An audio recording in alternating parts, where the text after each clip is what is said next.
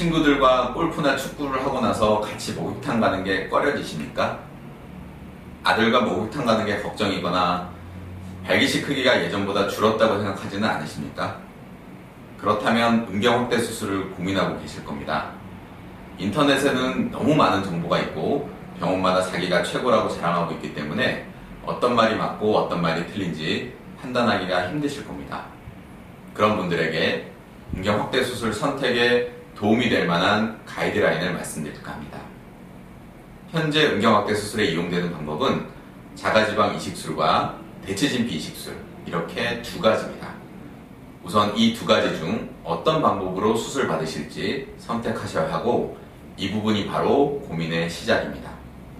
두 가지 수술 모두 오랜 기간 수많은 사람들이 시행해온 수술들이기 때문에 이제는 어느 정도 효과와 안정성이 입증된 수술이라 할 수 있고 또 영구적입니다.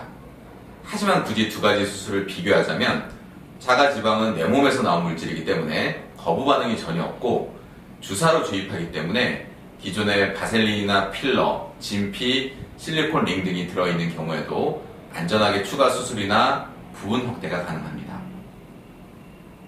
진피 이식 수술은 기존에 다른 물질이 있는 경우는 수술하기 어렵지만 만곡증 수술, 조루 수술, 발기 강화 수술 등 다른 수술과 동시에 한 번에 진행할 수 있다는 장점이 있습니다.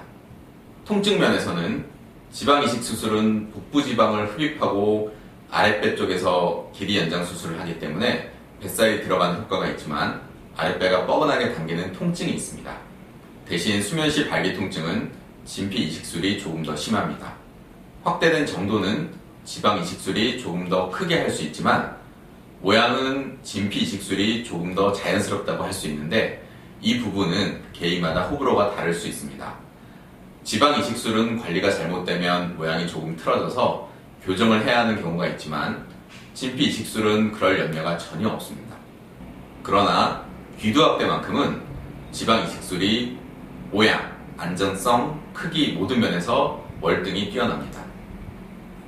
현재 우리나라에 있는 수많은 남성 수술 전문 병원들 역시 지방 이식 수술을 주로 하는 병원과 진피 이식 수술을 주로 하는 병원으로 나눠져 있습니다. 저 역시 몇 년 동안은 지방 이식 수술만 했었고 그 한참 동안은 진피 이식 수술만 했었습니다. 지금은 두 가지 수술을 절반씩 시행하고 있는데 어떤 수술이 더 좋은지 결론을 내리지 못했기 때문입니다.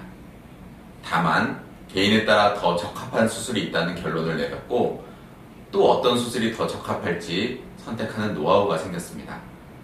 수술 상담을 하러 오신 분들에게 제가 제일 먼저 하는 일은 길이, 굵기, 음경과 귀두의 밸런스, 음경의 전체적 모양, 함몰 정도, 함몰 유형, 포경 수술과 포피의 상태, 피부 여분, 체형, 기존의 수술 여부, 조루나 발기 등 동반 수술이 필요한지 등을 체크해서 본인에게 적합한 수술을 추천해드리는 일입니다. 단순히 지방과 진피로 나눠지기도 하지만 음경 몸통은 진피, 귀두는 지방, 또는 지방 이식술에 진피 분말을 혼합하는 등 조금 구체적으로 나눠지기도 합니다. 그래서 저에게는 수술 받으실 분의 상태를 직접 보고 상담하는 과정이 무엇보다 중요합니다. 확대 수술을 받으려고 하시는 분들에게도 몇몇 병원을 직접 방문해서 상담받아보시길 보내드리고 싶습니다. 상담을 많이 받아보실수록 수술에 대한 지식이 많아질수록 저희를 선택하실 확률이 높아질 테니까요.